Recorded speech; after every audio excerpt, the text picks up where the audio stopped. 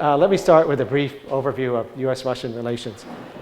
Since the United States and Russia established diplomatic relations, and John Quincy Adams from my home state of Massachusetts came to St. Petersburg as the first American minister to Russia in 1809, our two countries have, as you know very well, sometimes cooperated.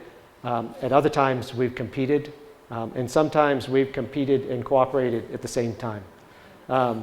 At times like the current, the focus tends to be more on competition, but the United States and Russia share a multifaceted relationship, and it's a more interesting history and a more varied current relationship than you would imagine for the way America is sometimes portrayed on TV news here. Let me look briefly at how Russian-American relations have evolved over the years. Our connections actually go back much further than 1809, when we established formal diplomatic relations.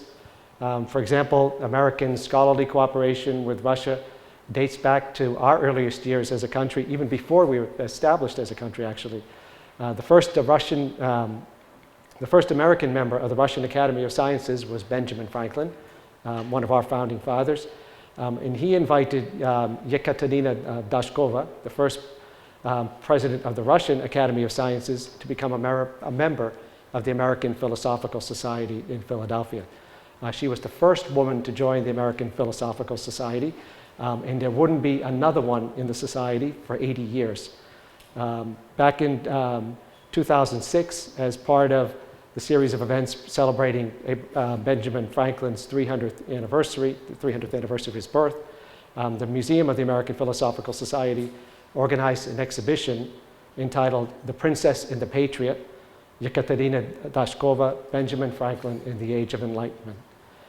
Many Russians and many Americans as well would be surprised to learn that the first Europeans to explore the Northern Pacific Ocean, as my colleague Michael Burns from Alaska knows well, were Russian traders. And they established a settlement in California called Fort Ross.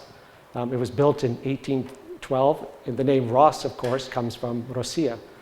It's now a California state park and a U.S. national landmark, and it's listed in our National Register of Historic Places. America's greatest 19th century artist, James Mcneill Whistler, studied at the Imperial Academy of Fine Arts in St. Petersburg for 3 years, from 1843 to 1846. And Tsar Alexander II, who of course ended serfdom, and President Abraham Lincoln, who abolished slavery in the United States, corresponded during our Civil War. And the Tsar sent a Russian fleet to New York in 1863 in a much appreciated show of support for the Lincoln government and the Union cause during our Civil War. The United States brokered the 1905 Treaty of Portsmouth that ended the Russo-Japanese War.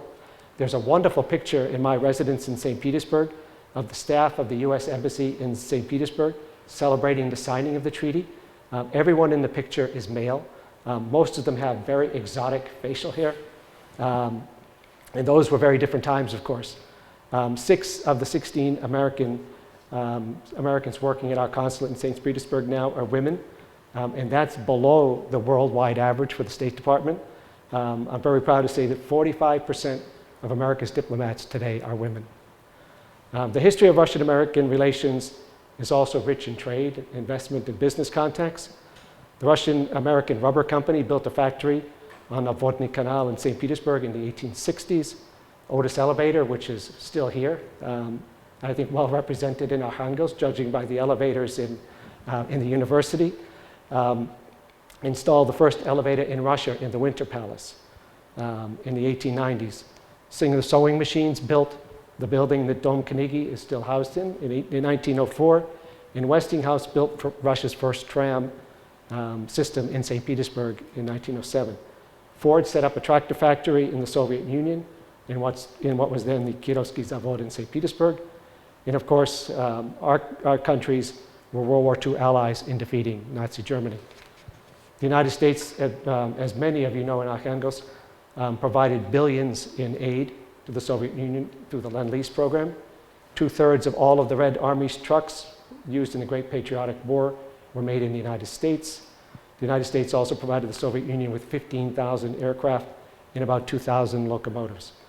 As most of you know, as all of you know here in Arkhangelsk, most of this support, much of this support, was delivered by Arctic convoys to both Arkhangelsk and Murmansk. 1,400 ships participated, more than 100 were lost. My father-in-law, Marino Norniella, and his brother, both refugees from the Spanish Civil War, served on the Arctic convoys and came to Arkhangelsk. Even during the Cold War, we both cooperated and competed.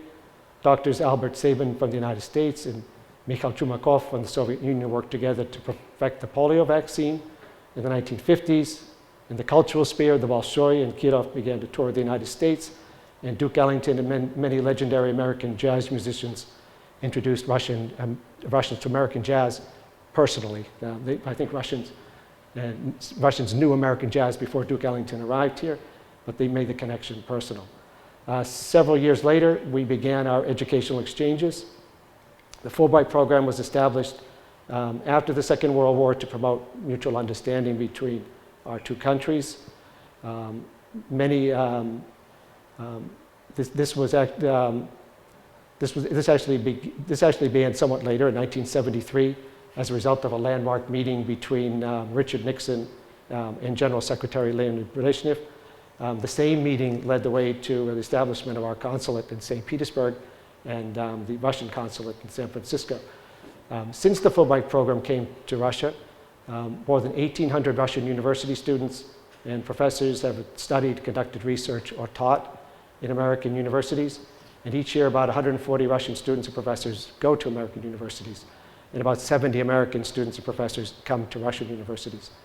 Some of your professors are Fulbright alumni, I'm proud to say, and I hope that some of you apply for the program and follow in their footsteps.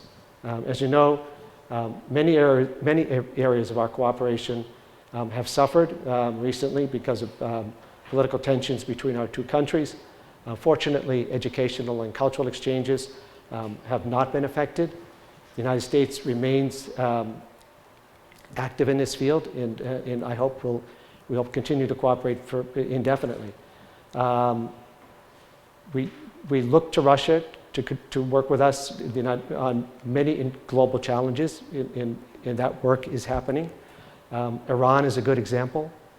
Last July, the United States and Russia, with other permanent members of the UN Security Council and Germany, removed a potential danger to peace and security in the Middle East by negotiating a plan to make certain that Iran does not secure a nuclear weapon. As Secretary Kerry said at the time, Russia played a key role in this process, and it's a role that we respect very much and appreciate. Our two countries have a long history of leadership and cooperation in the area of arms control. The New START Treaty is a prime example of this, and it's an important step towards the goal of nuclear disarmament. As Secretary Kerry said, the United States is committed to ensuring that one day our children and their grandchildren will live in a world where the very real threat of nuclear weapons is a subject to be read about in the history books and not in newspapers. Our cooperation in the area of science and technology is well known and ongoing. The United States and Russia have an active science and technology agreement, which provides a framework for collaboration on critical research, the exchange of scientific data and results, and new partnerships between our scientific institutions. Just last week, I spoke at the opening of a joint US-Russian collaborative research workshop on the prevention and treatment of HIV/AIDS. The United States National Institutes of Health and the Russian Foundation on Basic Research are working closely together on this critically important research. In the Northwest AIDS Center in St. Petersburg and other organizations, including our embassy in Moscow, played an important role in organizing the workshop. There has been a permanent Russian and American presence on the International Space Station since 2000, along with our partners from many other nations, demonstrating the value of working together on common objectives in space exploration. On March 2nd, US astronaut Scott Kelly and Russian cosmonaut Mikhail Koryenko completed a year-long mission on the International Space Station and returned to Earth together on a Russian Soyuz. The Russian Academy of Science instruments are currently operating on NASA spacecraft orbiting the Moon and Mars, as well as on NASA's Curiosity Mars rover. In Syria, the United States and Russia are working together to remove and dispose of nearly 1,000 tons of chemical weapons of the kind that Assad has used on his own people. In December of last year, we worked together on the United Nations draft resolution for a ceasefire and a political settlement in Syria, and now we're working together on its implementation. Russia has played a very constructive role in this political process. However, we expect that the road ahead will be difficult and will require good faith efforts by Russia, Iran, and others to push forward a political solution to this crisis that respects the desires of the Syrian people while isolating terrorist groups such as ISIL. Counterterrorism is another area where the United States and Russia have a long history of cooperation. We work together against threats posed by terrorist groups like Al-Qaeda and now ISIL, who know no borders. Their barbarism, beheading captives, slaughtering the innocent, and enslaving women, is an assault on all humanity. For better or worse, we live in an integrated world, and it's one in which Russia and America have a stake in each other's success. We saw that in December in Paris, where nearly 200 nations came together to reach an historic agreement on climate change, helping to protect the environment for future generations. We see this as Europe and the United States confront the issue of migration and refugees, the victims of conflict, while protecting their own borders. We see this in the digital economy and how the internet connects people seamlessly across international borders. That's why the United States is working with international partners to better understand choices we face in managing this extraordinary resource, both the challenges and the unprecedented opportunities that it represents. American companies are creating new jobs in Russia, investing in infrastructure and technology, and undertaking social corporate responsibility programs that have benefited communities across your country. That's companies like General Electric, which has 1,500 employees across Russia in partnerships with over 100 Russian companies. The US healthcare firm Abbott Laboratories, which is manufacturing life-saving medicines here in Russia, and Pepsi, the Pepsi Company Foundation, and their investments in agriculture and dairy farming for Russian farmers. Even when our governments have disagreements, American and Russian universities, cultural institutions, and businesses must not stop cooperating with one another. We need to keep a variety of channels of communication open, and that means more than just government officials. People-to-people contacts form the foundations of all that we do. We are committed to promoting US-Russian people-to-people connections. We work hard to ensure that hundreds of Russians each year have a chance to participate in our academic exchange programs, including Fulbright, the study of the US institutes, the University Partnership Program. We are also actively promoting the summer work and travel in the United States. It's an opportunity for university students to work and gain firsthand experience of the United States that we think is important to opening doors here in the United States. We need Russians and Americans to better understand one another. We have competed with one another for political and economic influence. We have cooperated to meet mutual global challenges, but history has shown that when Russia and America are on the same side, we can accomplish almost anything. In conclusion, let me reiterate, and I want to say this as clear as I can, the United States would prefer to collaborate with Russia to address the world's challenges. For example, we worked long and hard to bring Russia into the World Trade Organization because we believed then, and we still believe, that an economically successful Russia is better for the world as well as for Russian citizens. However, we can only collaborate in a manner which upholds core international principles, principles that Russia has agreed to uphold. So let me conclude there and take your questions. But it's a pleasure to be back in Arkhangelsk, a city that I have visited many times over many years. I first came here in 1999, and I want to thank again the Vice Rector and all of her colleagues here at the university for an opportunity to visit the university one more time and speak to you. So thank you very much. First of all, taking into account the current international climate between the two countries, I mean the US and Russia, how would you characterize the time we're living in now? More the time of competing or the time of cooperation? I think it's important that the ways in which we still are cooperating, and educational and cultural exchange is a big part of it. it's important that this be preserved. That and business ties. I mean, I think that's a difference from the way we interacted during the Soviet period, during the Cold War. We have this base of connections through people-to-people ties, be it university connections or business connections, that I think preserves a foundation for Russian relations going forward. And I think it's important that we continue to preserve that foundation. What do you think are the most prospective areas or the thematic topics or thematic fields of cooperation, of such cooperation in science and research? I think really it's a wide open, the opportunities are wide open. Of course, there's much of the support for higher education in the United States is done through our foundations that support scientific research. So I think the opportunities in the hard sciences are probably greater. As this ongoing research between our National Institutes of Health and the Russian Basic Research Foundation supports. But there are opportunities that really cover the entire academic spectrum.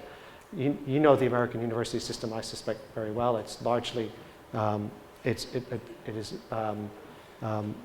operates almost completely independently of our federal government, and so it's extremely important to establish connections directly with American universities, and I think that depends on the imagination and dedication of the two cooperating partners in universities. And I know that your university has several existing partnerships that are functioning quite well with American universities. So I think it really comes down to initiative on the part of Russian and American partners to establish these university partnerships. We have some funding that we administer through the embassy to support university partnerships, and I'd be happy to talk to you later about those. But I think it's a pretty wide open.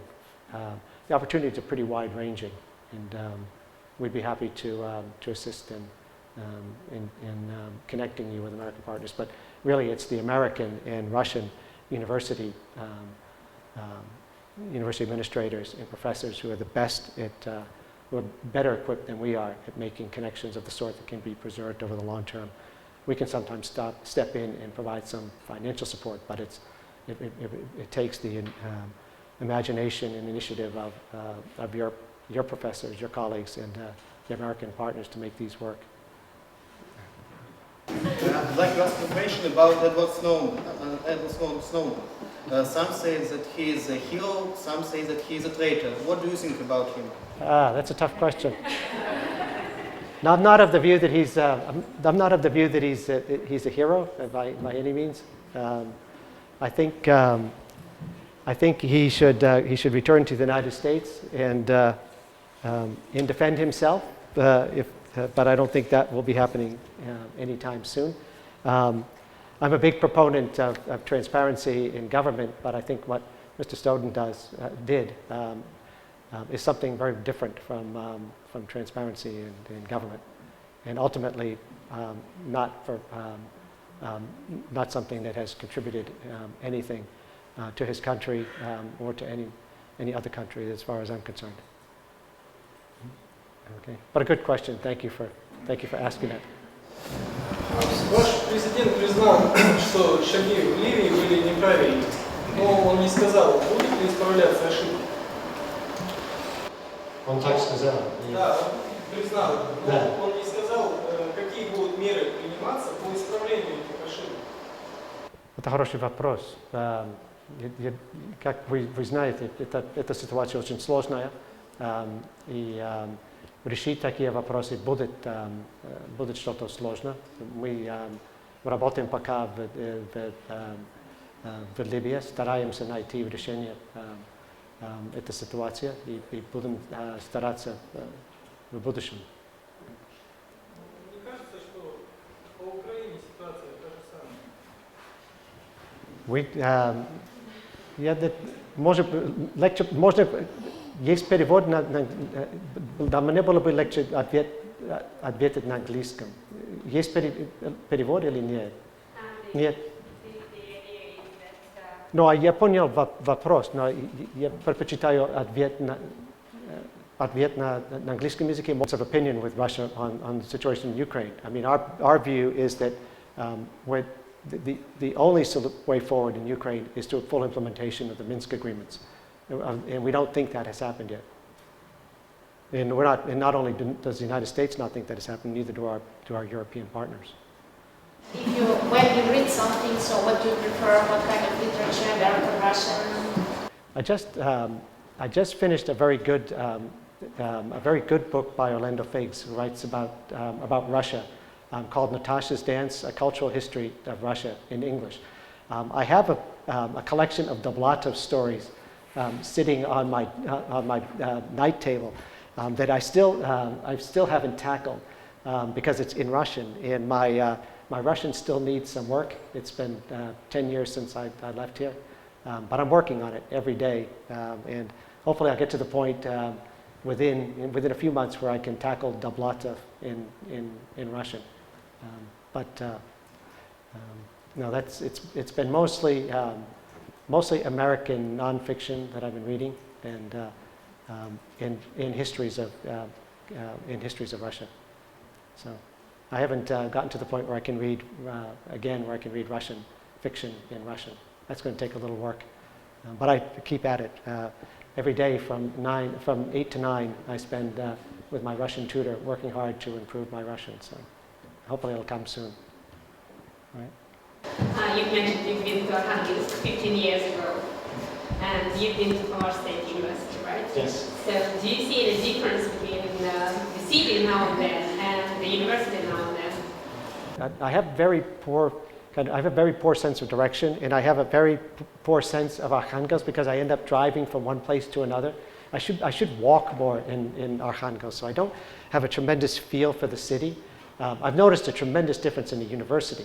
I was at the new library this morning with Professor Alexei Felt and his students. That, of course, didn't exist when I was here 15 years ago.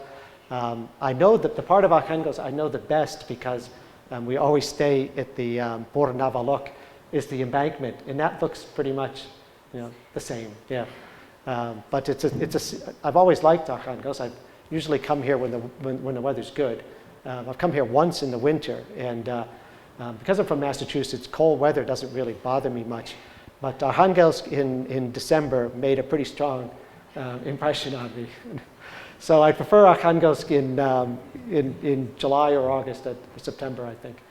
But the city has changed a bit, and the university has changed an awful lot. And it's a much bigger place. You have much more going on in the way of cooperation with other universities. And the University of the Arctic is something completely new that I'm just getting a grip on, and very impressive effort to link universities, including the University of Alaska Fairbanks. So I wish our university the best, as it's only 5 years since you were created, right?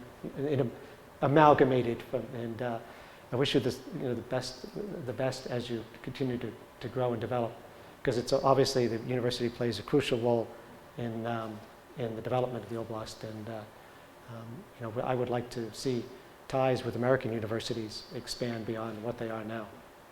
Who do you support in the upcoming president's elections in the I work for the federal government, and the Hatch Act prevents me from getting directly involved in American politics. But if you won't say anything, I can give you my personal views. Is that okay? I can count on your. Please don't report it back. I'm going to count on my colleague from the Ministry of Foreign Affairs to also not report this back. It might get me into trouble. But I come from Massachusetts, as I mentioned early on, and Massachusetts is pretty, as those of you who follow American politics know, is a pretty heavily Democratic state, and so that's where my political leanings lie. If you ask me, I'll give you kind of a hypothetical answer, which is, if you ask me how I would vote today, if I were to vote with my heart, I would vote for Bernie Sanders. And if I were to vote with my head, I would vote for Hillary Clinton. So I haven't decided yet whether I'm going to vote with my heart or my head. But those are my two choices. Thank you very much. Okay. Thank you.